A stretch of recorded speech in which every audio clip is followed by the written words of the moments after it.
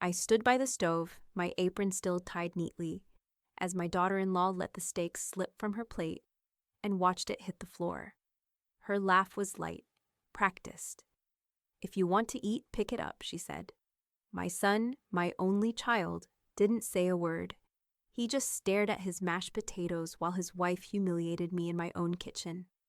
After 4 decades of Sunday dinners and birthday cakes, I knew in that moment this was the last meal I would ever cook for either of them. Before we begin, may I ask, where in this big, beautiful world are you listening from? It's always a quiet honor to know who's sharing this space. Drop it in the comments, and don't forget to subscribe. The Carter house always smelled like something simmering, onions softening in butter, gravy thickening slow, the sort of scent that made neighbors pause on the sidewalk and say, "That woman knows her way around a kitchen." Sunday nights were sacred here, at least they used to be. Tonight, the laughter at the table had an edge, the kind that didn't come from joy, but from someone trying to prove a point. The TV murmured from the living room, a commercial jingle too bright against the dim yellow kitchen light. Helen, everyone in town called her Nell, set down the last plate with quiet precision. Perfectly seared steak, mashed potatoes fluffed just right, a bowl of green beans slick with butter. Ryan sat at the head of the table, shoulders hunched, half listening, half hiding. Beside him, Kendra scrolled on her phone, her nails clicking like impatient metronomes. "You know, Mom," she said without looking up, "they say red meat's basically poison now. I read that on a wellness blog." Nell smiled faintly, unoffended. "I've been serving it for 40 years and somehow survived." Kendra's laugh was sharp, cutting. "Maybe you've just got an iron stomach." Tommy, quiet in his hoodie, kept his eyes on his plate. He knew that tone, his mom's favorite kind of teasing, the kind that landed like a slap wrapped in a smile. Nell reached for the serving platter, sliding a steak toward Kendra's plate. "This one's medium, just how you like it." "Oh, don't trouble yourself." Kendra waved her off, but then, with a smirk, reached for the tongs herself. The motion looked casual until it didn't. The plate tilted, too fast, too deliberate. The steak slid off, hit the tile with a thick, meaty thud. For a heartbeat, no one moved. Kendra's voice broke the silence, sweet as syrup. "Oops, guess it slipped. If you want to eat, pick it up." The laugh that followed wasn't nervous. It was pleased. Ryan froze, fork midair, eyes flicking from his wife to his mother. His lips parted as if he might say something, anything. But the words evaporated. Tommy's fork clinked against his plate. He didn't breathe. Nell looked down at the steak on the floor. The juices pooled around it, spreading into the grout lines she'd scrubbed clean for decades.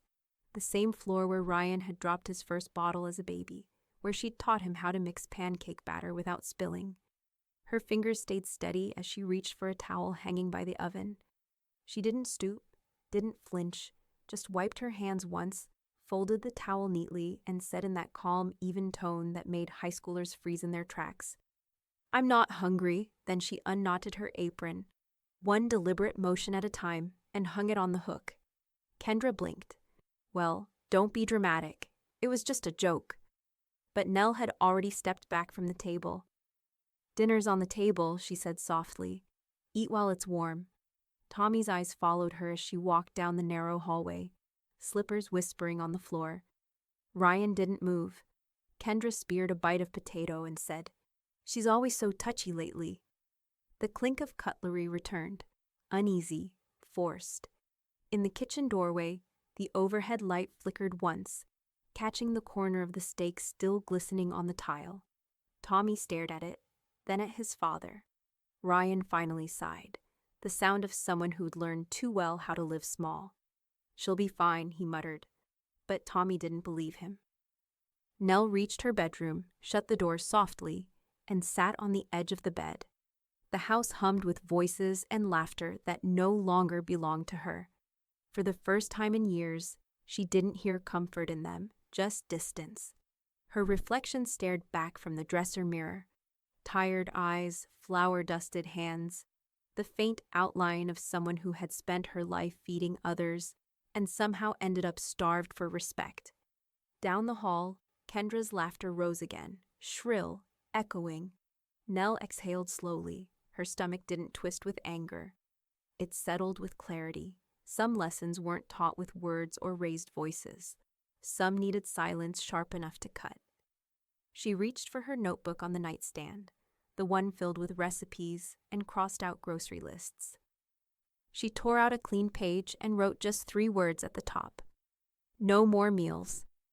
Then she set down her pen, folded her hands, and listened to the sound of plates clattering in a kitchen she'd just decided would never be hers again. The sun came up thin and colorless over Lincoln, the kind of morning that made even the birds sound reluctant. The kitchen looked like it had hosted a storm. Half a steak still in the trash, gravy hardened in the serving bowl, plates stacked crooked in the sink. Usually by this hour, Nell would have been humming and rinsing, ready to turn chaos back into order. This time, she didn't move. She sat at the small table by the window, a mug of coffee cooling in her hands, the silence so deep she could hear the refrigerator's compressor wheeze. The phone on the wall, a faded yellow relic older than her son, hung still, its cord coiled like a sleeping snake. The vibration on the counter startled her. A text from Kendra lit up the screen. "Morning. Do you have any leftovers from last night? Ryan's starving." Nell stared at the message for a long time. A tiny smudge of grease blurred part of the glass. She typed slowly, each word deliberate. Didn't cook today. No emoji, no explanation. She set the phone face down and turned it off completely. When she stood, the ache in her knees reminded her she'd spent most of her life standing in front of stoves. Not today. Today the dishes could wait. Let them crust and harden. Let them see what it felt like to sit untouched. A knock came. 2 short, 1 long. Judy Phelps never needed to announce herself. "Morning, sunshine," Judy said, stepping in before she was invited. Her silver curls tucked under a church bazaar cap. Her sharp eyes swept the room.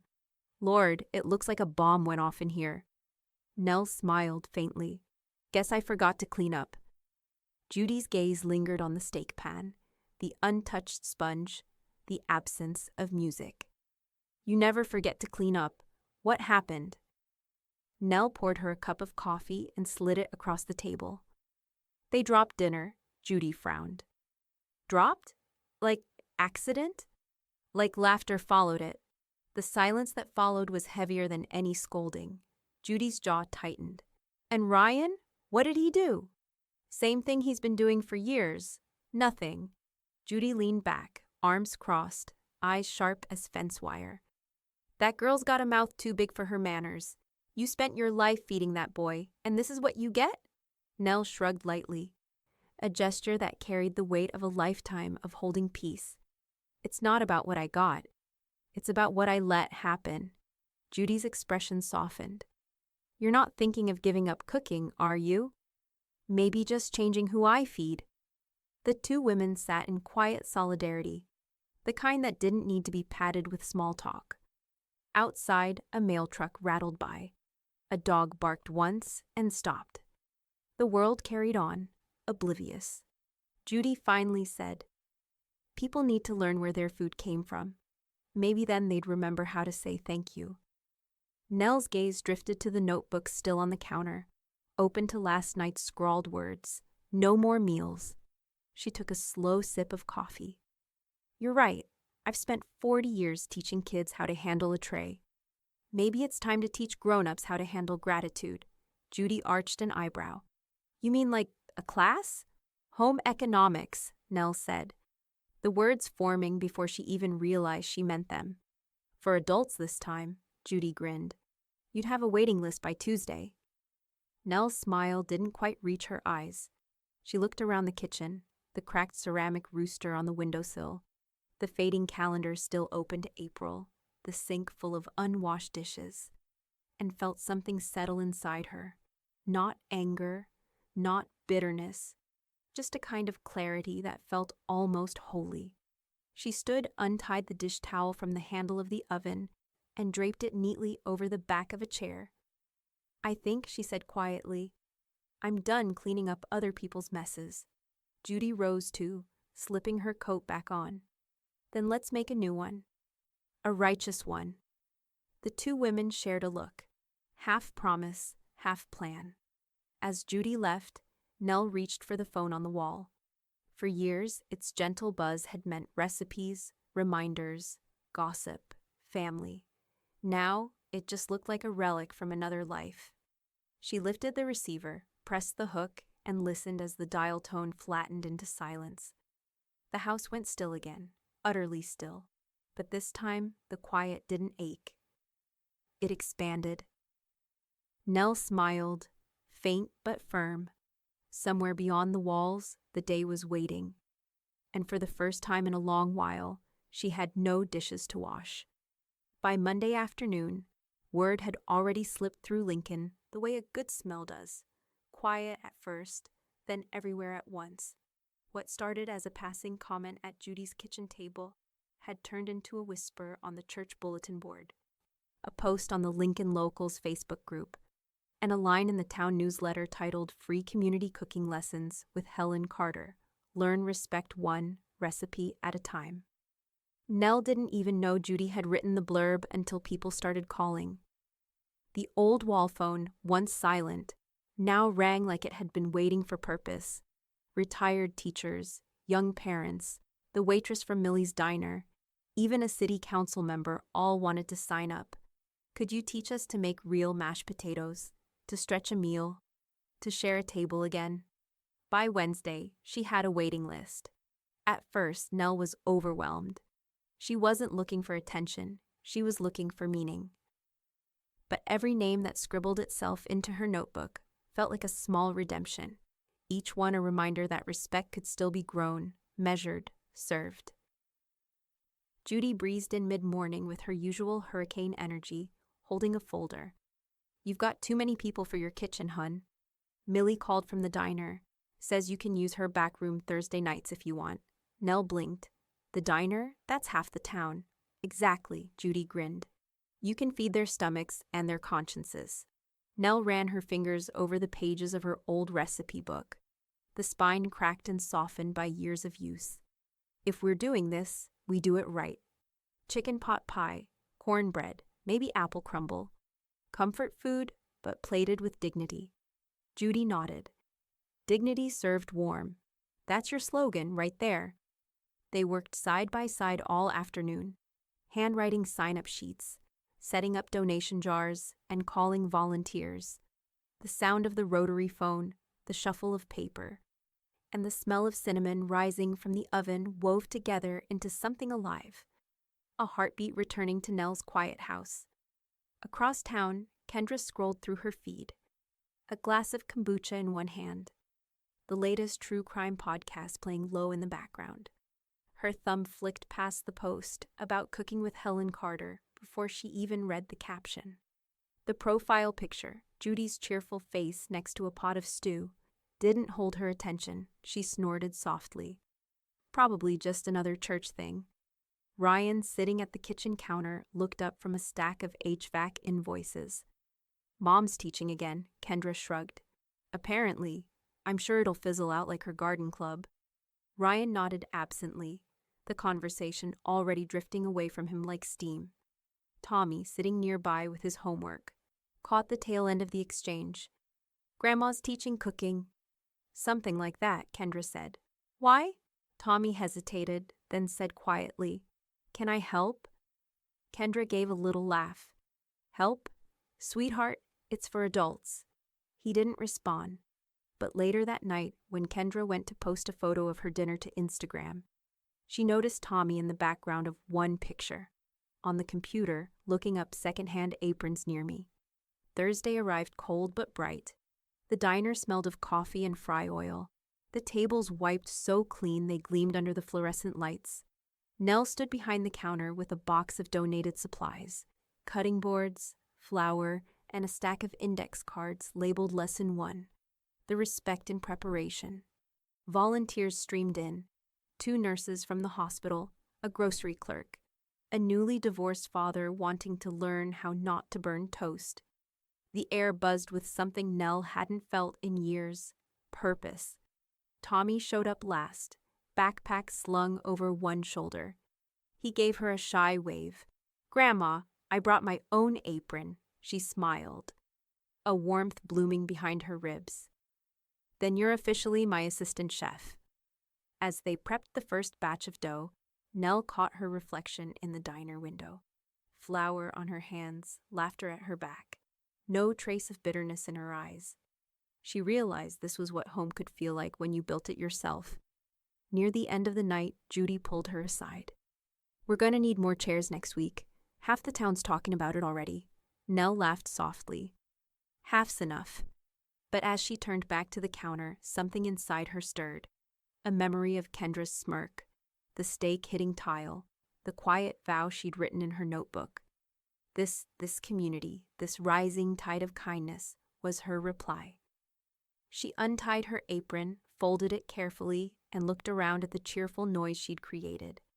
Outside, the neon sign flickered. Millie's Diner. Tomorrow it would read Kindness Kitchen, hosted by Helen Carter.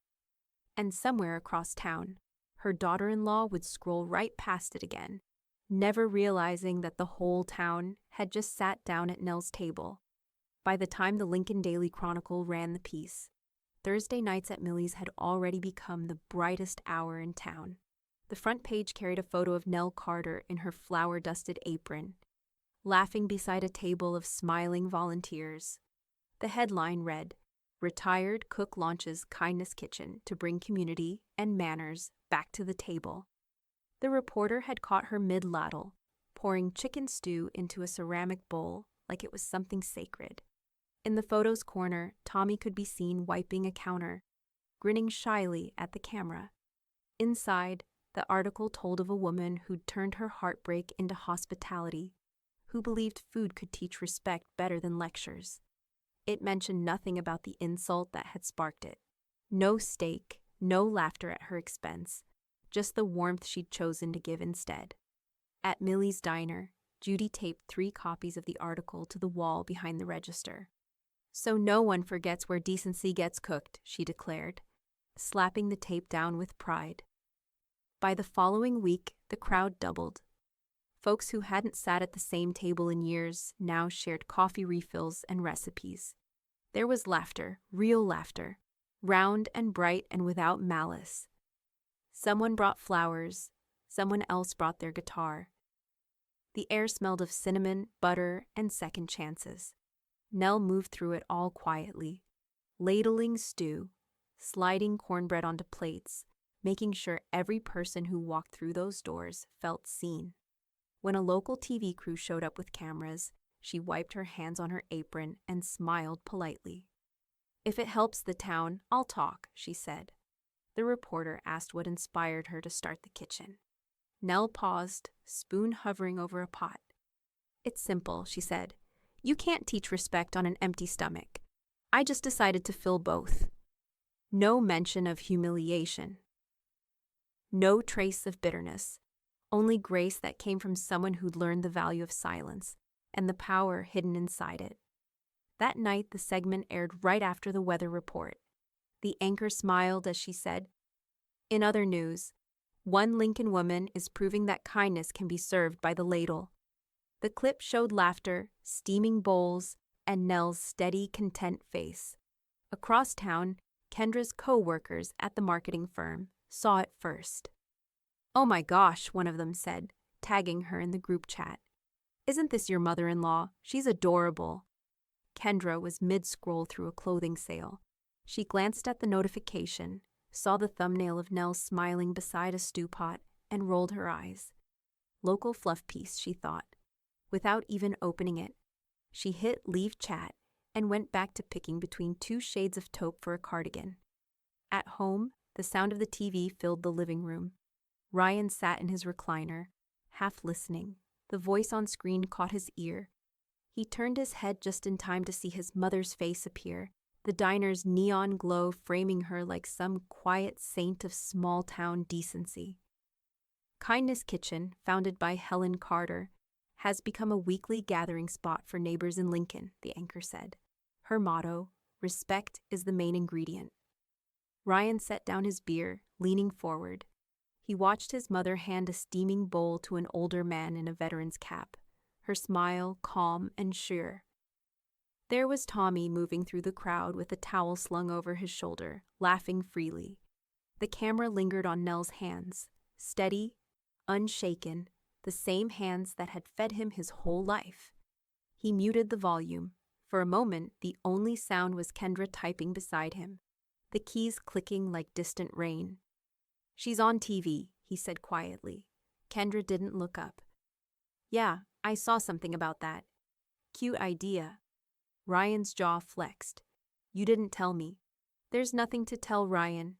It's soup and small talk." He turned back to the screen, but the clip had ended. A car commercial filled the silence, glossy and loud. He stared past it, seeing instead the flash of his mother's apron, the way she'd left the dinner table without a word. The steak cooling on tile. The guilt came not as a wave, but as a slow, creeping tide, filling the spaces he'd left empty for years. In the quiet, Tommy's door creaked open. "Dad?" Ryan blinked. "Yeah, Bud? I'm helping Grandma again Thursday." "You should come." Ryan hesitated. "Maybe." Tommy nodded, disappointed but not surprised. As his son disappeared down the hall, Ryan turned the TV back on, replaying the news clip online. He watched it twice, then again. Each time, his mother's calm voice hit a little harder. Respect isn't a word. It's an action. He shut the laptop slowly, the sentence ringing in his head. Outside, the town lights glimmered against the dark. Somewhere across Lincoln, in a diner glowing warm against the night, Helen Carter was teaching people how to eat and how to rise. And Ryan Carter, for the first time in years, felt the hollow ache of someone who wasn't sure he still deserved a seat at her table. By the next Thursday, Kindness Kitchen had become a full-blown local movement. The diner's back room was packed shoulder to shoulder, construction workers in flannel beside office clerks in heels, everyone passing dishes and laughter like it was communion. Judy kept things running like a drill sergeant, barking cheerful orders, while Nell floated through the room with quiet authority, a calm eye in the swirl of noise and warmth. But that night, another kind of buzz was brewing, one that hummed from the glow of a phone camera. Kendra Carter stood in the doorway, freshly manicured, her hair curled into social media perfection. She wore a tan trench coat and an expression halfway between pity and performance. "Smile, everyone," she chirped, holding her phone high, helping Grandma feed the needy. Heads turned. A few whispered. Someone near the coffee urn muttered, "Needy? We paid to be here." Tommy froze mid-wipe, eyes wide. Nell looked up from a tray of rolls and felt a wave of silence ripple through the room. Kendra was live on every platform she owned. Instagram, Facebook, even TikTok. Comments rolled across her screen. "Aw, what a sweet daughter-in-law. You're such a good person. Wish more families were like this." Judy's lips tightened, her hands stilling on the counter. "Well," she murmured, "saints come in all filters." Nell walked over slowly, her apron already dusted with flour. "Kendra," she said softly, her voice steady and unhurried. "I didn't expect you tonight." Kendra turned the camera toward her, smiling too wide. "Oh, I just had to see this in person.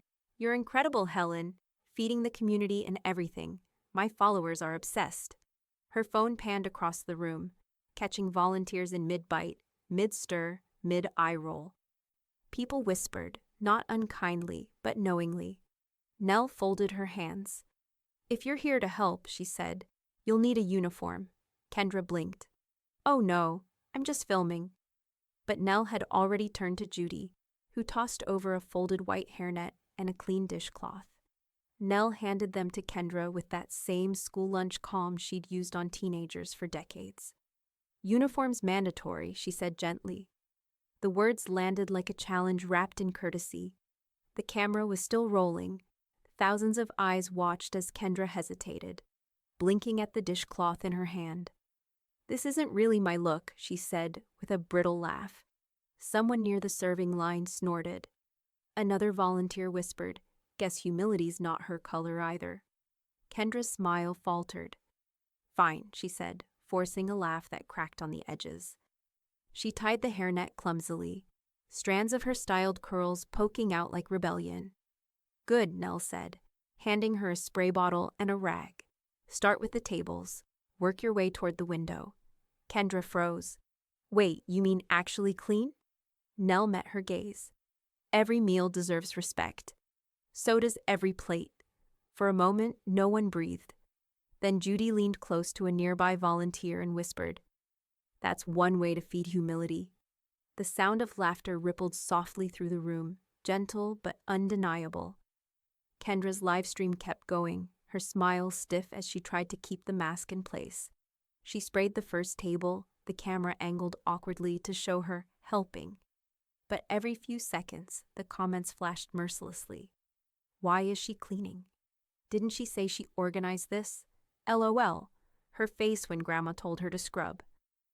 Her followers were laughing, but not the way she wanted. The view count exploded. The laughter online blended with the chuckles in the diner until the room shimmered with a strange, electric justice. Kendra tried to retreat to the corner, but Judy's voice cut through. "That one's still sticky sugar. Elbow grease." Tommy, trying not to grin, brought her a clean rag. "Here," he said quietly. "You missed a spot." Kendra glared at him, then at Nell, who just smiled kindly, truly kindly. "You're doing fine," Nell said. "Everyone starts somewhere." By the time the last plate was washed and the lights dimmed, Kendra's phone had stopped buzzing. Her followers had turned her charity live into a meme. Someone had even clipped the moment Nell handed her the hairnet with the caption, "When karma comes preheated."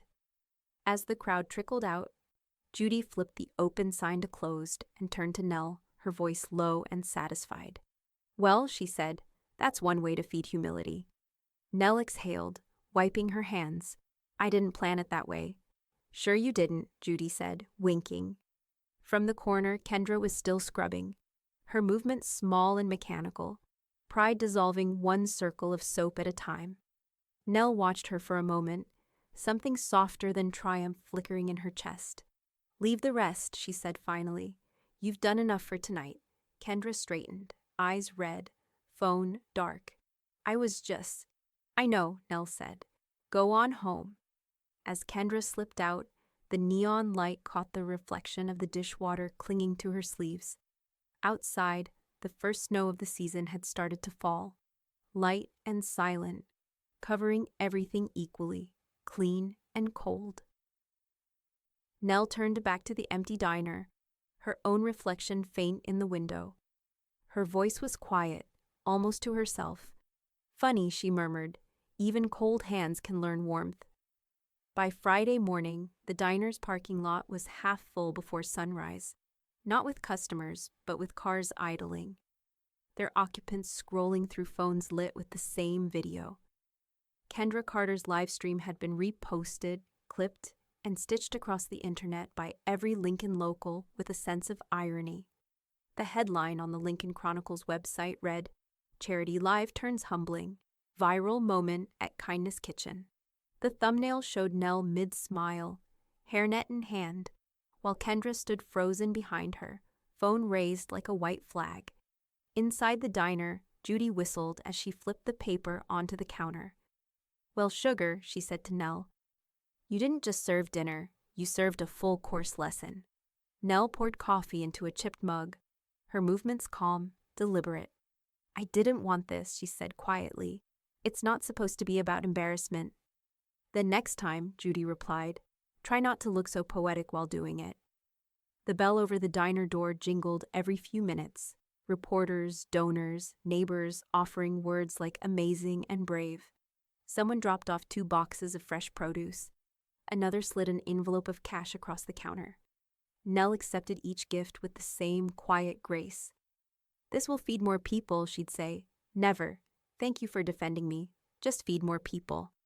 Across town, Kendra's phone wouldn't stop vibrating. She had muted every app, but still the notifications stacked like falling snow. Memes, comments, mentions. 1,000 tiny voices replaying her humiliation in high definition. The clip had even made it to Reddit. A stranger had written, "Nothing humbles an influencer faster than a grandma with moral authority."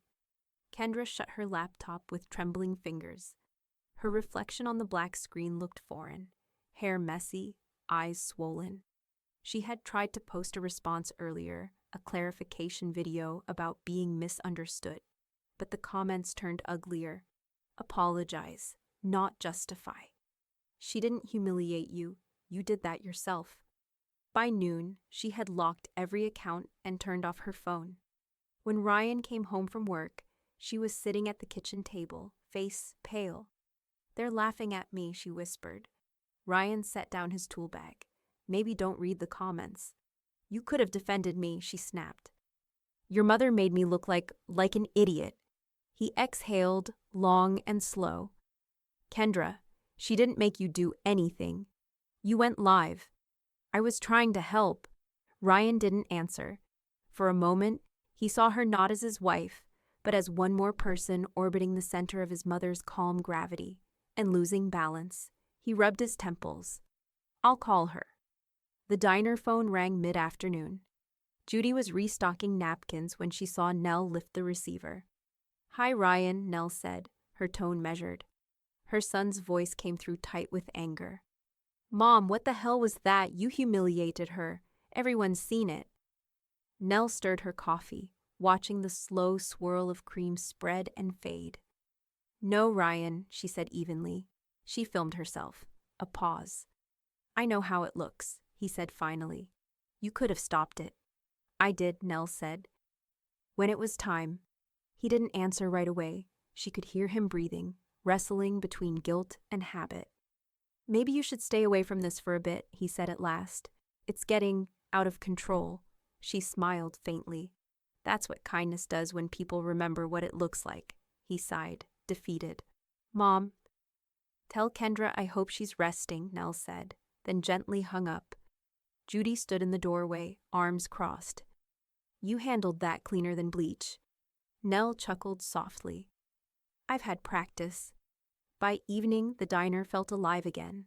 Lines out the door, people laughing in line. A local guitarist strumming near the coffee counter. Donations had tripled in 24 hours. The community had turned gossip into gratitude. Nell leaned against the counter, watching Tommy pack to-go bags with a grin that didn't need prompting. Her phone buzzed. A new message. "Tommy, Grandma, everyone at school's proud of you. Even my history teacher said you're a legend. P.S. I saved your video before it got ads." Nell smiled, her chest tightening in that bittersweet way pride sometimes hurts. She typed back slowly, "That's good, sweetheart. But remember, this isn't about going viral. It's about staying kind." She set the phone aside, looking out through the diner's window. Snow was still falling, soft and slow, blanketing the town that had learned to look inward and upward. In the reflection, her face looked both older and freer, the edges of her hurt smoothed by purpose. But under the surface, the quiet still carried weight. A question she hadn't yet faced. Because for every plate served, there was still one empty seat that mattered most. And she knew, sooner or later, Ryan Carter would have to decide whether he'd earned it back. By mid-March, the Kindness Kitchen had outgrown Millie's Diner. What started as 20 chairs and 2 crockpots had turned into something the whole town claimed a piece of. Even the mayor had stopped by once, shaking Nell's hand like she was part of Lincoln's infrastructure now, a monument to decency. So when Judy burst into Nell's kitchen one Thursday morning, waving a flyer from the city hall, Nell knew before she spoke. "They want us to cater the spring fellowship banquet," Judy said, breathless with excitement. 200 guests, maybe more. Town officials, business owners, church folks, the works. Nell looked up from her mixing bowl, wiping her hands on a towel. 200 mouths, she murmured. "That's a lot of forks." "Forks we can handle. We'll need a menu that makes people remember their manners." The next 3 weeks became a blur of lists and laughter and late nights. Judy scribbled recipes on the back of old grocery receipts. Tommy helped design signs that said, "Kindness is served here." Donations poured in: flour, canned vegetables, tablecloths, even an antique punch bowl from the church basement. For the first time in years, Nell felt the kind of pressure she used to thrive on: the hum of organization, the rhythm of purpose. She didn't think about Kendra much, didn't need to. Silence had done its work. The banquet was held in the Lincoln Community Center, a long echoing hall with wood floors polished to a mirror shine. Rows of tables stretched like an invitation. The air was thick with the smells of roast beef, honey-glazed carrots, and warm biscuits brushed with butter. Volunteers hustled everywhere, wearing crisp white aprons and the same hairnets that had once been a punchline online. Funny how symbols change when kindness wins.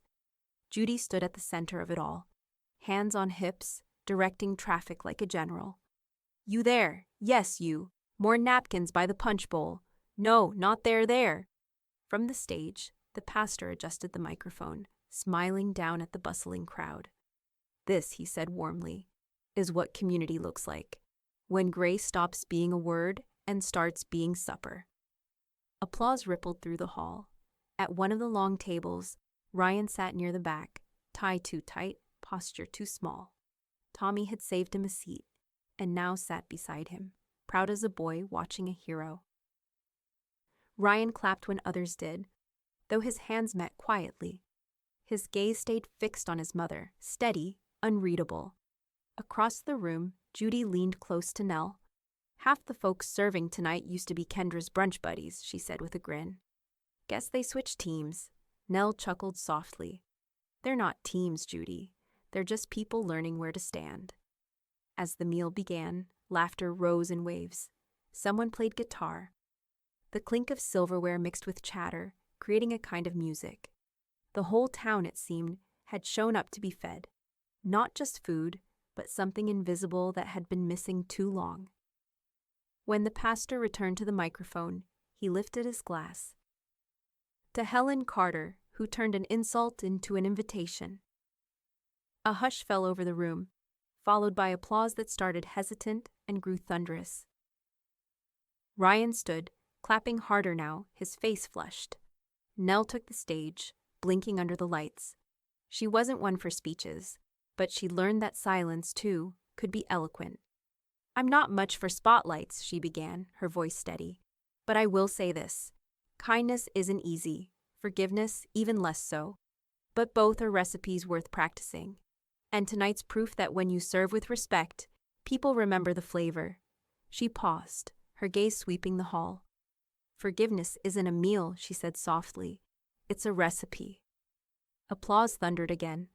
Some folks stood. Others wiped their eyes. In the back, Ryan's clapping slowed. He swallowed hard, looking down at his hands that had stayed folded that night at the dinner table, while his wife laughed. Tommy nudged him gently. "Go tell her, Dad." Ryan hesitated. "Tell her what?" "That you're sorry." The crowd had begun to form a line, people thanking Nell, hugging her, taking photos. Ryan stood, lost for a moment in the noise. Outside, snow had melted into rain, drumming softly on the windows. Nell stepped down from the stage, laughing at something Judy said. Her eyes caught Ryan's, just for a heartbeat. It wasn't anger that passed between them, nor forgiveness. Something quieter, the awareness that the next chapter would have to start somewhere between those two. And for the first time, Ryan began walking toward her. Spring rolled gently into Lincoln that year, softening everything it touched. Mud into grass, gossip into gratitude. The town still buzzed about the fellowship banquet. But by April, Nell was already thinking past applause. The borrowed space at Millie's diner was too small. And her notebook brimmed with new recipes, new faces, new reasons to keep feeding. Judy called it expansion. Nell called it just doing the next right thing. The perfect space showed up on a Thursday. A narrow brick storefront on Jefferson Street, once a bakery, its windows clouded with dust and sunlight. The for-lease sign tilted like it had given up hope. "This one's got bones," Judy said, tapping the glass.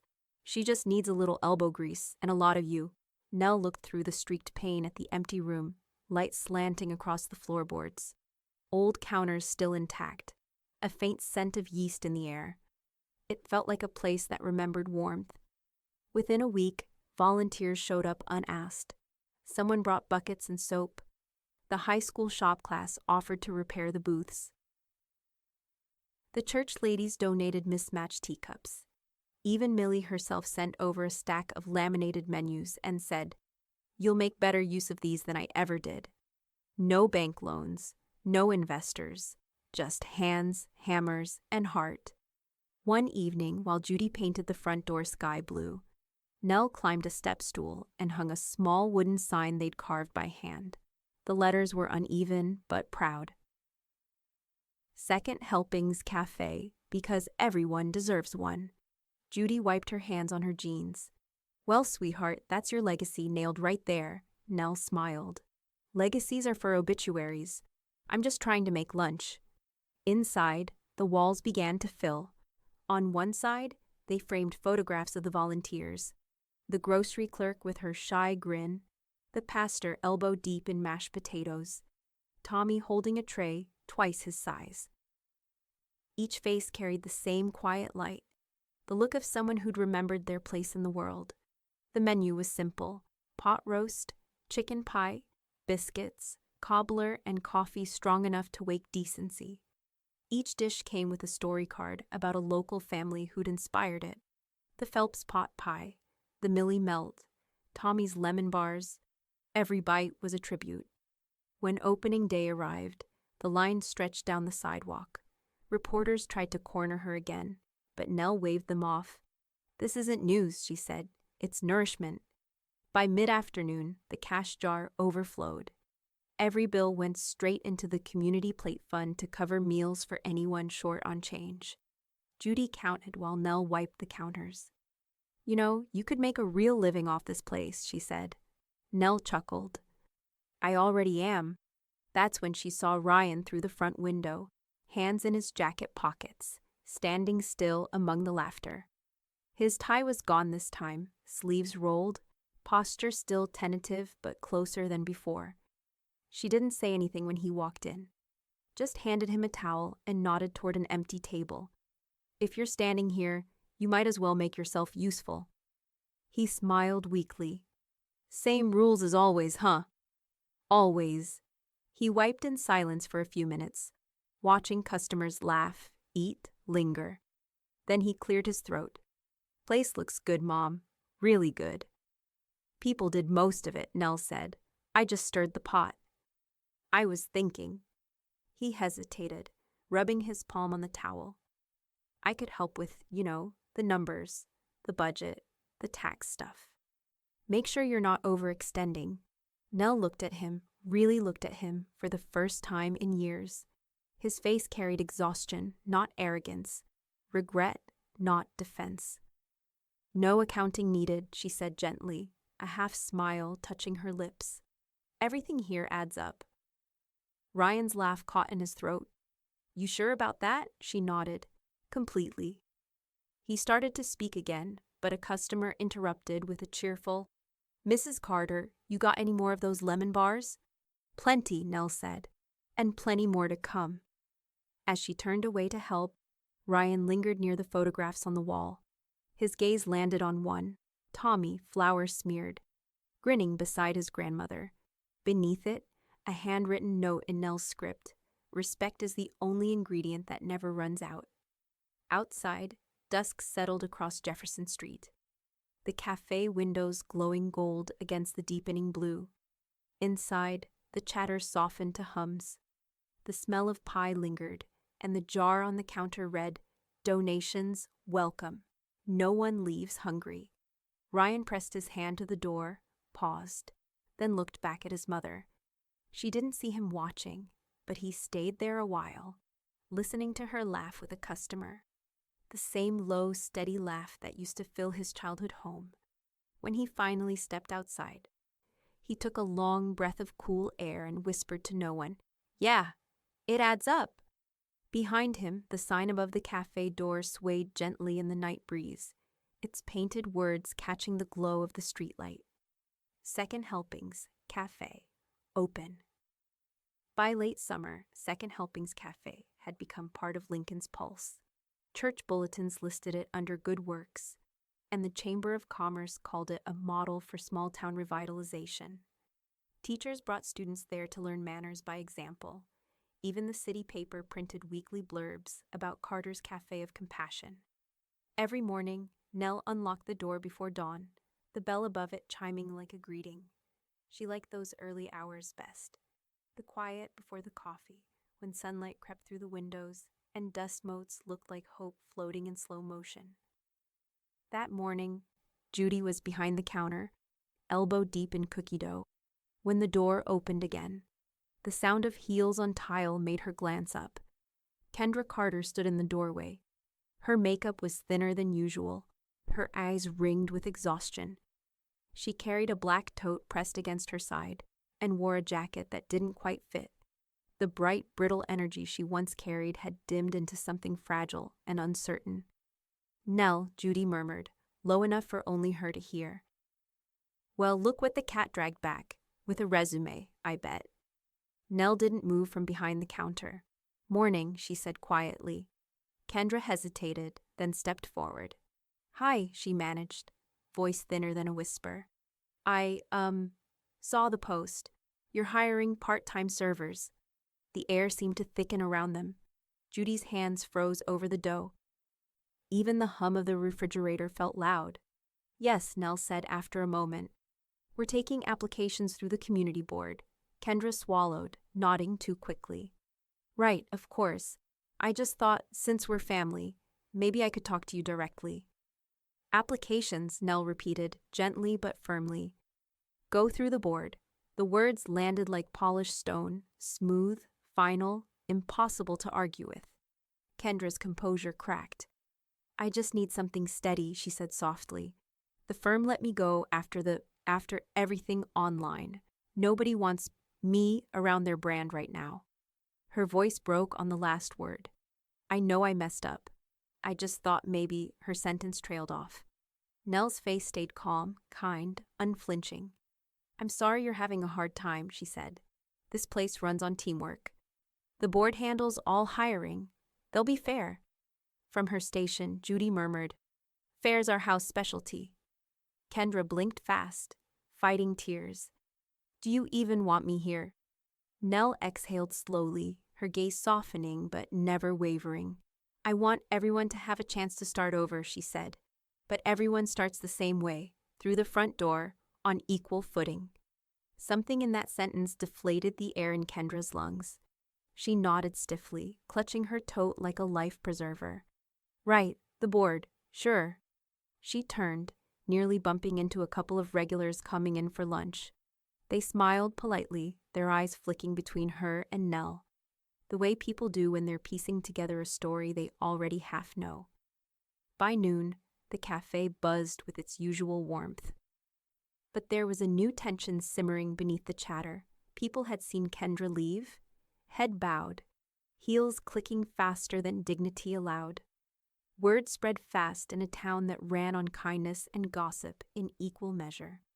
That afternoon, the community board met in the back room. 5 members sat around a table scattered with applications. When they reached Kendra's file, a silence lingered longer than the others. Judy leaned against the door frame, pretending to tidy the shelves, but listening anyway. She heard one board member sigh. "Bright woman, but poor fit. Needs a team player's heart." Another added gently, "Let's note, lack of teamwork experience." "Unanimous?" the chair asked. The others nodded. When they left, Judy slipped into the room, glanced at the rejected application on top of the pile, and shook her head. "Guess the kitchen's not the only thing serving lessons." That evening, Nell was wiping the counter when she saw Kendra across the street, standing under the streetlight. For a moment, their eyes met through the glass. Kendra looked smaller somehow, like a shadow of her old self, unsure where to step next. Nell didn't wave, didn't turn away either. She simply stood there, steady and silent, the cafe light glowing behind her like a quiet halo. Kendra lingered a few seconds longer, then walked off into the dusk. Judy joined Nell at the counter, sliding her a cup of coffee. "You could have told the board to take her," she said softly. "I could have," Nell agreed.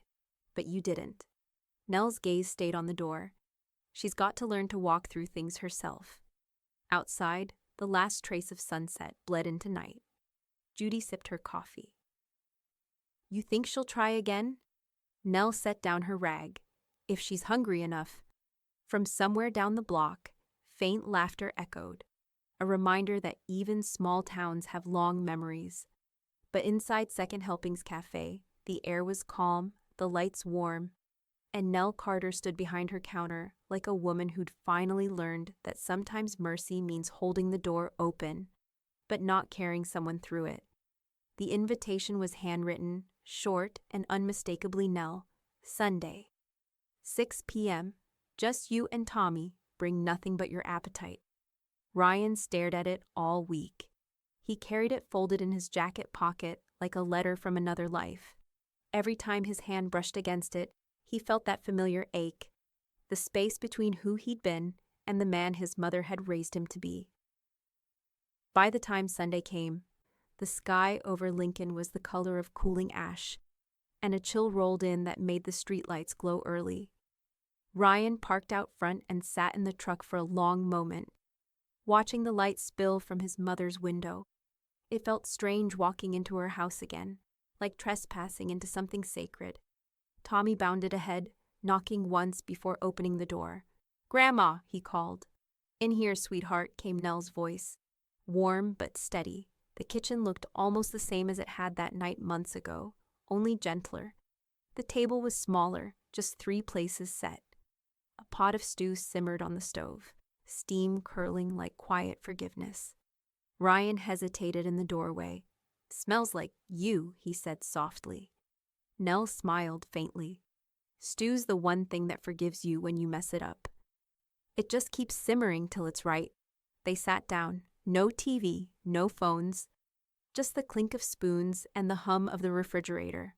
Tommy filled the silence with small talk about school, about the cafe's new sign, about how Judy had made him memorize everyone's coffee orders like it was boot camp. Nell laughed, a real laugh, low and warm. "That sounds like Judy." Ryan barely touched his food.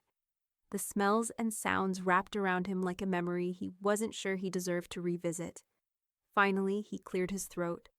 "Mom." She looked up, patient. "I've been meaning to say I'm sorry for that night, for everything." His voice cracked slightly. "I should have spoken up. You should have," Nell said softly, finishing for him. Ryan nodded, shame pooling behind his eyes. "Yeah, I know." Silence stretched, but it wasn't cold. Nell reached for her spoon again, stirring absently. "You can't undo a moment, Ryan, but you can feed the next one better." He blinked at her. You always have a way of turning guilt into a recipe. Better than letting it spoil," I said. Tommy looked between them, sensing something fragile but whole forming in the space. He pushed his bowl aside and stood. "I'll get the dishes." Nell smiled. "You're your father's age, and already better at cleaning than he ever was." Ryan managed a quiet laugh, helping clear the table. For a while, the 3 of them moved around the kitchen in rhythm, Nell rinsing, Tommy drying, Ryan stacking. It was simple, almost ordinary, but the ordinariness itself felt extraordinary, like an old melody being played for the first time in years. When the last dish was set to dry, Ryan turned to her again. "You really built something, Mom. That cafe, it's more than a place. It's like you gave the town its heart back." Nell didn't answer right away. She folded her dish towel neatly, hung it on the oven door, and looked around the kitchen. The same kitchen where she'd once been humiliated into silence. Now it was just still, cleansed by time, forgiveness, and stew. "This was the last meal I'll ever cook for family," she said finally. Ryan frowned, startled. "What do you mean?" "I've spent my life feeding people who should have known how to feed themselves," she said, not unkindly. You two know where to find me if you're hungry, but the next meals, they're for strangers. They're the ones who come to the table empty and leave with something real. Tommy stared at her, trying to understand. You mean the cafe? Nell nodded. Second helpings. That's where the rest of my dinners belong now. Ryan opened his mouth, then closed it again. He wanted to protest, to say that family should come first. But something in her expression silenced him. This wasn't rejection. It was renewal. She wiped her hands on her apron one last time, untied it, and hung it on the same hook by the stove where it had rested that night, when everything changed. Some meals, she said quietly, aren't meant to be repeated. They're meant to remind you not to drop what matters. The clock ticked. The house hummed. Ryan stepped forward, touching her shoulder gently. Thank you for this. Nell smiled. Don't thank me, Ryan. Just eat better next time. Tommy wrapped his arms around her, burying his face against her shoulder. Outside, the wind shifted, carrying the faint scent of rain. Inside, 3 generations stood in a kitchen that had once been a battleground and was now something close to peace. But as Nell glanced at the empty 4th chair, the one that would have been Kendra's, her face softened, then stilled. Forgiveness, she thought, wasn't finished cooking yet. By October, Second Helpings Cafe had become as much a landmark as the water tower. The mayor called it a civic treasure. The church called it a ministry of manners. The high school called it lunch with a lesson. But Nell never called it anything other than what it was, a kitchen that stayed open as long as people were hungry. So when a letter arrived on crisp stationery with the Lincoln seal embossed in gold, she almost threw it out, thinking it was another permit renewal. Instead, it read, Dear Mrs. Carter, you have been selected as the recipient of this year's Lincoln Heart Award for Community Service.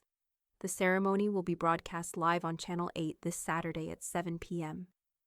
Nell laughed quietly, shaking her head. Good Lord, she said to Judy, they're giving me a medal for doing what my mother called being raised right. Judy smirked. Then go let 'em. Lord knows this town could use the reminder. Saturday came bright and windless, the air sharp with that first hint of winter. The community center glowed with soft lights and local pride. People filled the folding chairs in their Sunday best. Teachers, volunteers, even the diner's regulars. The same folks who had watched Nell's quiet revolution unfold now sat eager to see her honored for it. Nell wore a navy dress that had been tucked away in her closet since Ryan's wedding. She'd mended the hem herself that morning. On the lapel, she pinned a small silver brooch shaped like a spoon, Tommy's idea, so they'll remember what kind of warrior you are. When her name was called, the applause rolled through the hall like thunder made of kindness. She climbed the steps to the stage slowly, hand brushing the rail, heart steady. The presenter, a young councilwoman, smiled. Helen Carter, she began, taught Lincoln something most of us had forgotten. That respect is best served warm. The audience laughed gently. Nell smiled back, waiting for the applause to fade before she spoke. I've never cared much for speeches, she said into the microphone. But I've spent a lifetime in kitchens, and I can tell you, nothing good comes from turning up the heat too fast. It burns what should have been shared. The room quieted. This award, she continued, isn't mine alone. It belongs to everyone who's learned respect the hard way and decided not to stay bitter about it. A hush spread, broken only by a long, rising applause. Judy, sitting in the second row, clapped until her hands stung. Tommy whooped loud enough to make the cameraman laugh. The sound echoed in the rafters, applause that felt like justice, finally served hot. Across town, the TV glowed in the Carters' living room. The station logo flickered over the image of Nell standing proud and calm beneath the stage lights. Ryan sat forward on the couch, elbows on his knees. There she is, he murmured. Kendra sat beside him, arms folded, her expression unreadable. The sound of Nell's voice filled the room, steady, clear, free of venom. When Nell said, "To everyone who's learned respect the hard way," Ryan exhaled slowly, the line landing heavier than it should have. Kendra looked away. "She means me," she said quietly. Ryan didn't answer.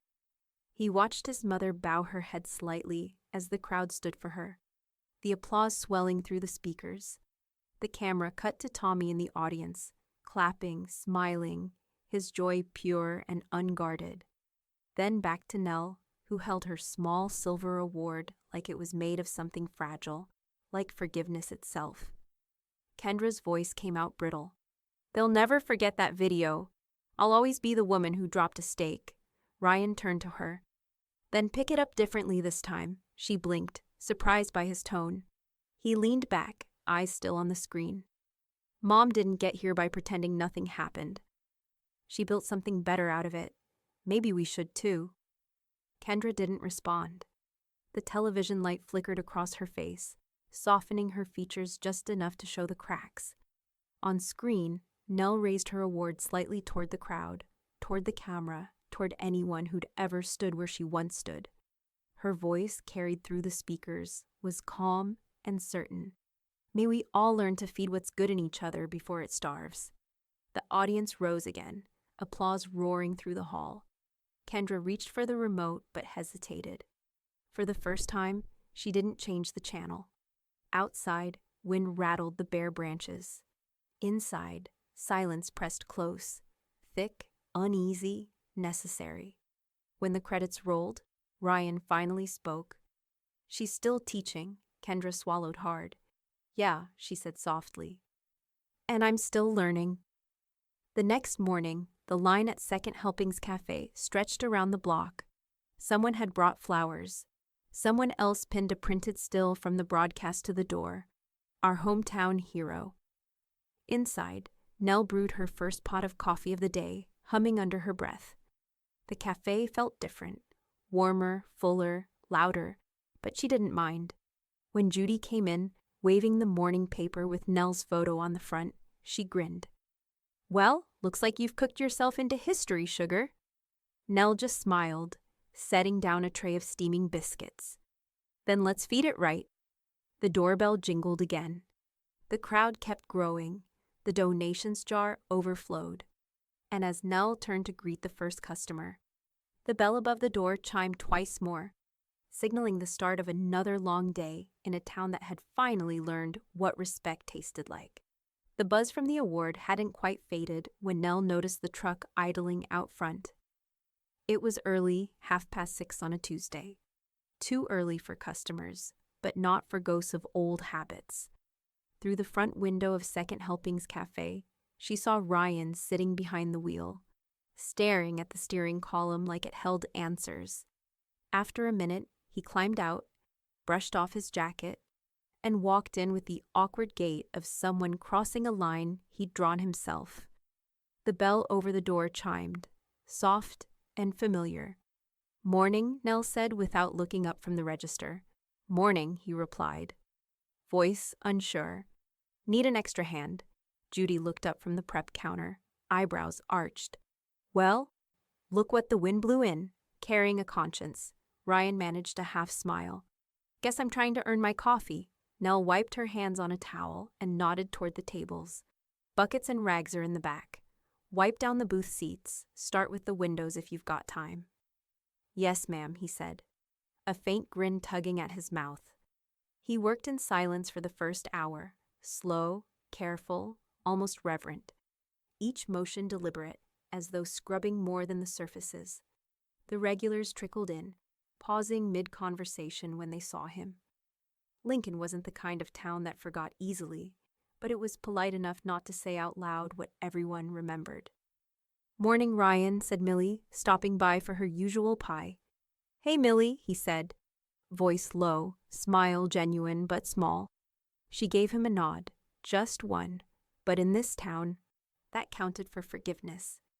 By lunchtime, he'd wiped every tabletop twice and refilled the sugar jars without being asked. Tommy popped in after school and blinked in surprise. "Dad, you're working here." Ryan laughed, rubbing his wrist. "Looks like it." "Grandma paying you?" Ryan shook his head. "Nope, just serving time." Nell, overhearing, said gently, "Not time." Purpose. That night, when they closed up, he offered to mop. Nell didn't stop him. She just handed him the bucket and stood beside Judy, watching him work. Judy leaned over and whispered, "Looks like he's learning portions." Nell smiled. Good. He was always starving for backbone. The next week he came back. No fanfare, no announcement. Just clockwork quiet. Truck outside, door chime, sleeves rolled. He never asked for tasks anymore. He just did them. Wiping counters. Taking out trash. Fixing a hinge on the back door without being told it squeaked. Patrons noticed. They didn't say much, just softer smiles, longer eye contact. The kind of small-town acknowledgement that said, "We see you trying." Judy teased him mercilessly. "You know, Ryan, humility looks good on you. Could use a touch more elbow grease, though," he grinned. "I'll add it to the recipe." Even Nell couldn't help but see the difference. The man who once hid behind excuses now showed up early and left late. He didn't talk about his wife or his guilt or his job, just the next day's tasks. Sometimes, in the quiet between rushes, Nell caught him watching her. Not out of guilt anymore, but gratitude. She didn't say anything, just met his gaze, nodded once, and went back to stirring. One night, after closing, he leaned on the counter, the mop still in his hand. "Mom," he said softly, "you ever think maybe this cafe fixed more than just the town?" Nell raised an eyebrow. "Like what?" He hesitated. "Me." She considered that, studying the son who looked more like her husband every year, but softer around the eyes now, humbler around the edges. "You fixed yourself, Ryan. I just left the lights on long enough for you to see what needed mending." He nodded slowly, a small smile playing on his lips. "Then I guess I'll keep showing up till the bulbs burn out." "Good," Nell said, wiping down the counter beside him. "Bring your toolbox next time. Door hinge in the pantry's loose again." He laughed, shaking his head. "Always another fix with you." "Always," she said. "That's how you keep a place alive." When the last light clicked off and the cafe settled into silence, Nell lingered a moment longer than usual, her hand resting on the counter. Through the glass, she watched Ryan lock up, glance at the sign, and touch the door frame gently before walking to his truck. The streetlight caught his face, tired, older, but lighter somehow. Judy's voice echoed in her head. "Looks like he's learning portions." Maybe so, Nell thought. Maybe finally they all were. She turned off the open sign, the reflection catching her silver spoon pin in the dark window. Tomorrow she'd unlock the door again, and she had a feeling he'd already be waiting. The first snow of December dusted Lincoln's sidewalks like powdered sugar. Inside Second Helpings Cafe, the air glowed gold and smelled of cinnamon and roast chicken. Conversations rose and fell in easy rhythm. Someone laughed at the counter. Judy scolded a volunteer for cutting cornbread unevenly. And Nell moved with quiet grace between tables, refilling coffee and offering seconds of comfort disguised as food. No one noticed the woman standing in the doorway at first. Kendra Carter lingered just inside, hat in her hands, the winter air clinging to her coat. Her eyes darted around the cafe, the full tables, the photographs on the wall, the jar labeled Community Plate, Pay What You Can. The warmth in the room made her both hungry and uneasy. When she finally stepped forward, her boots clicked softly against the tile. Judy caught sight of her first. "Well," she said under her breath, "ain't that a ghost from the gravy?" Nell looked up from the counter. For a long, still moment, neither woman spoke. "Table for one?" Nell asked at last. Kendra hesitated, surprised by the neutrality of the question. "If that's all right." "Always is," Nell said. She gestured toward a corner booth, the same booth where Ryan had first wiped tables in silence months ago. Kendra slid into the seat, eyes tracing the handwritten menu. The words blurred slightly. It took her a second to realize it wasn't the print. It was her eyes stinging. Around her, laughter flowed like music. She was inside it, yet separate, an uninvited note. When Nell brought the plate, pot roast, mashed potatoes, a soft roll glistening with butter. Kendra's voice barely carried. "You still make it like this." Nell set the dish down gently. "Haven't changed the recipe." Kendra tried to smile. "Neither have I," she whispered. She ate slowly. The food was rich, tender, forgiving in a way words rarely were. The murmur of conversation filled the space where apologies might have gone. She didn't look up until her plate was empty and her throat tight. When she finally rose, it felt like every eye in the cafe shifted toward her, politely, curiously, but not unkindly. She walked to the counter, fishing through her purse for her wallet. Her hands shook slightly. Nell waited, towel in hand, expression unreadable. Kendra placed a folded 20 on the counter. "Dinner was perfect," she said softly. She swallowed. "I'm sorry." The words hung in the air like steam from a cooling dish. Fragile, fleeting. Nell looked down at the bill, then back at Kendra. "Dinner's $12, she said. "Respect is extra." The cafe went still. A few forks paused midair. Even the hum of conversation seemed to step aside for what came next. Kendra nodded, eyes glossy. "I don't need change." Nell picked up the 20, turned, and without breaking gaze, slipped it into the donation jar on the counter. The sound of the bill sliding in was soft, final. "No change given," Nell said quietly. For a heartbeat, no one breathed. Then, somewhere near the back, Judy chuckled low. The laughter spread slowly through the cafe, not cruel or mocking, but warm, knowing, alive. It wasn't ridicule, it was release. Kendra let out a breath she didn't realize she'd been holding. Her shoulders sagged, but not from shame, from relief. She gave a small, trembling smile. "Guess that's fair," she said. "It usually is," Nell replied. Kendra nodded once, eyes glistening, and turned toward the door. As she left, a few patrons offered polite nods, quiet smiles, the kind Lincoln saved for those learning the long road back to decency. Outside, the snow had thickened. She pulled her coat tight and stood for a moment beneath the cafe's sign, its letters glowing faintly against the night. "Second helpings, because everyone deserves one." She almost laughed, a sound closer to a sigh. Through the window, she saw Nell wipe down the counter. Calm as ever, Judy still chuckling, Ryan refilling coffee at the far booth.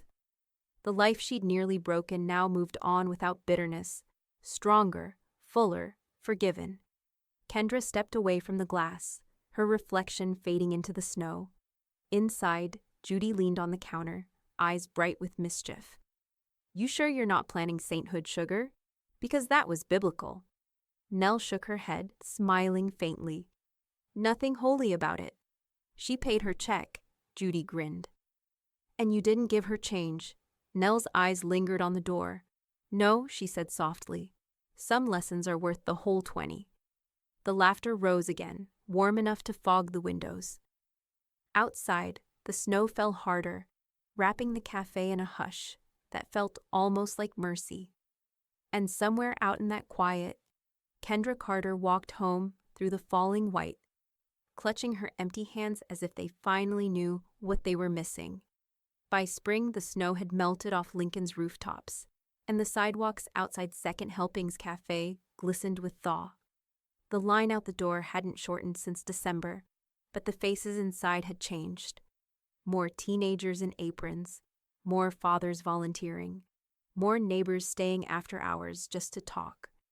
The cafe had grown from a place that served meals to one that taught them. Every morning, Ryan arrived before sunrise, his truck parked in the same spot under the flickering streetlight. He'd traded his work boots for non-slip shoes and his toolbox for a rag and a smile that no longer felt borrowed. The other volunteers didn't treat him like the owner's son anymore, just another pair of hands. He didn't mind that one bit. "Morning, Mom," he'd say, tying his apron. "Morning, Ryan," Nell would reply, not pausing her slicing. They'd move in practice silence, comfortable as clockwork. When the doors opened, the cafe hummed with familiar life, coffee percolating, Judy fussing, the bell chiming with each entrance. By noon, Tommy would breeze in from school, his backpack thudding to the floor. "Where do you need me?" "Vegetables," Nell would answer, handing him a knife. He grinned. "My favorite punishment." "Call it practice," Judy would correct. "Never know when you'll need to feed a fool and forgive him later." On Thursdays, a new routine quietly took root. Kendra slipped in through the side door, never late, never early. She didn't wear makeup anymore, just a hair tie and humility. She'd roll up her sleeves and wash her hands at the sink before anyone spoke. "Morning," she'd say softly. "Grab a peeler," Nell would answer, neither cold nor indulgent. Just steady. Kendra peeled carrots in silence at first, back straight, face careful. The first week, no one spoke to her except Judy, who tossed out small talk like breadcrumbs. By the third week, someone brought her coffee without being asked. By the fourth, she laughed, quietly but real. One afternoon, as Kendra diced onions, she turned to Nell. "I didn't think you'd ever let me near a kitchen again." Nell didn't look up from her cutting board. "I didn't. The kitchen let you." Kendra blinked, trying to decide if that was forgiveness or philosophy. Maybe both. As the weeks turned into months, the cafe's rhythm evolved again. A few teenagers from the high school asked if they could volunteer for community credit. Then a teacher called about starting a Respect and Practice program. By summer, Second Helpings had transformed half its back room into a teaching kitchen, complete with donated counters and a whiteboard. The first day of the teen class, Nell stood at the front, wiping her hands on her apron. "Cooking," she began, "isn't about following recipes. It's about paying attention, because the moment you stop paying attention, something burns." The kids nodded, wide-eyed, some smirking, all listening.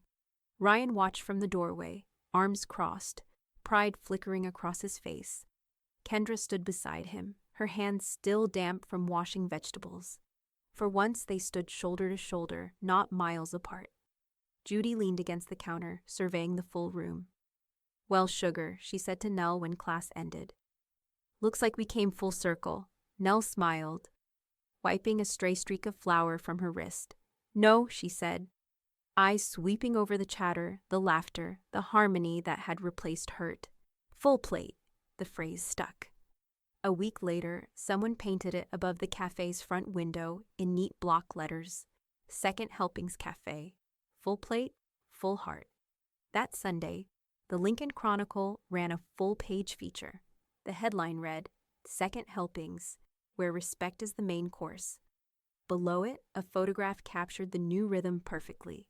Nell at the stove, Judy laughing beside her, Ryan wiping a table, Kendra handing a bowl to a smiling teenager, and Tommy in the background, flipping the open sign with the confidence of someone who knew he belonged. The caption read simply, "One family, many servings." Nell read the article once, folded it neatly, and pinned it beside the first newspaper clipping, the one that had started it all. Side by side, they told a story without bitterness, just growth. Judy came up behind her, reading over her shoulder. "Still think you're not a legacy, sugar?" Nell smiled. "Legacies are for obituaries.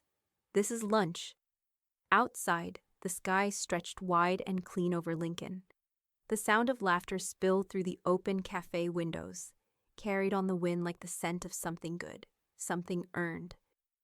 And as Nell looked out at her son, her daughter-in-law, and her grandson working side by side, she felt it settle deep inside her, the truth she'd cooked toward all along. Some lessons take years to learn, but when they finally stick, they feed everyone at the table. 1 year later, Lincoln smelled like summer and second chances. The old community hall, once home to PTA meetings and church raffles, had been transformed into a long, glowing banquet hall, lined with folding tables draped in white cloths and wildflowers. The sign outside read in hand-painted letters, "The Helen Carter Community Dinner, open to all." Inside, the air buzzed with the sound of conversation and the clatter of plates. The laughter was real this time, loose and full and unguarded. It rolled through the room like music, wrapping around every table where neighbors who used to pass each other in silence now sat shoulder to shoulder, passing dishes down the line. At the head of the hall, Nell Carter stood behind a long buffet table, her apron freshly pressed, her silver spoon-pin glinting under the warm lights. She didn't hover, she didn't command. She just watched, hands folded in front of her, the faintest smile playing at the corner of her mouth. She'd planned every dish herself. Chicken pot pie, mashed potatoes with a touch of garlic, collard greens cooked slow, and cobbler made from the season's first peaches. The food wasn't fancy, it was familiar, honest, and good. To her left, Ryan and Kendra worked side by side, their movements synchronized and unspoken.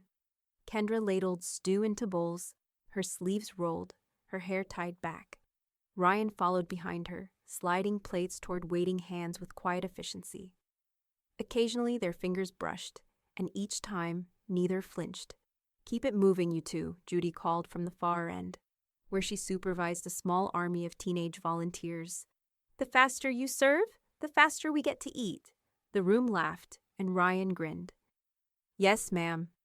At the back of the hall, Tommy moved between tables, topping off drinks, cracking jokes with the high schoolers who now worked at the cafe part-time. He carried himself with an ease that made Nell's heart swell, a boy who had grown into his kindness rather than away from it. A banner stretched across the far wall read, "Second Helpings Cafe. Presents the full plate dinner." Beneath it hung framed photos of volunteers, newspaper clippings, and handwritten recipe cards, snapshots of the journey that had brought them all here. As the last plate was served, Nell walked slowly to the small podium at the front. The chatter dimmed until only the soft hum of ceiling fans filled the space. She rested her hands on the podium, scanning the room, her town, her people, her family. "I can't take credit for tonight," she began, voice steady. "All I did was cook. You're the ones who made it a meal," the crowd murmured, smiling. She paused, eyes finding Ryan and Kendra. "A year ago, we learned something hard in this town. That respect doesn't come with the recipe. You've got to earn it, serve it, and sometimes swallow it." A ripple of laughter moved through the room. She smiled faintly. "So tonight we eat together, because the table's big enough for everyone, even the ones who needed a second helping to get it right." She stepped back, nodding toward Tommy. "But I think someone else has a few words." Tommy stood, cheeks pink, a glass of lemonade in hand. The crowd hushed again as he looked around, his voice a little shaky at first, but growing stronger. "I just wanted to say, my grandma didn't just feed people. She taught us how to stand tall at the table, no matter which seat we're in." Applause broke out, soft at first, then swelling into cheers. Nell blinked hard, holding back tears that threatened to break her composure. Tommy raised his glass. "To Grandma, who showed us that the floor isn't where you end, it's just where you start standing up." The crowd lifted their glasses, the sound of clinking filling the hall. Nell smiled, lifting her own. "Eat well," she said, "live kind, and never forget the floor you rose from." A hush settled over the hall, a moment heavy and golden, like grace itself. Then Judy started clapping, and the applause thundered again, louder than before. Across the room, Kendra looked at Nell and mouthed, "Thank you." Ryan reached for Kendra's hand, holding it openly this time. Nell took in the sight, their joined hands, Tommy's bright grin, Judy's proud smirk, and 100 faces full of warmth, and let the satisfaction wash over her, quiet and sure. Later, as the night wound down and the last dishes were cleared, Nell stepped outside. The air was soft, carrying the smell of grass and pie. Inside, laughter still echoed faintly through the open door. She looked back once at the glowing hall, the tables, the people, the light, and thought of the first dinner that had started it all. At family dinner, my daughter-in-law dropped my steak onto the floor and laughed, she thought. So I built a table she'd have to serve to earn her seat. And with that, Helen Carter smiled, steady, content, unshaken, and walked home under the stars, leaving the lights of Lincoln burning warm behind her.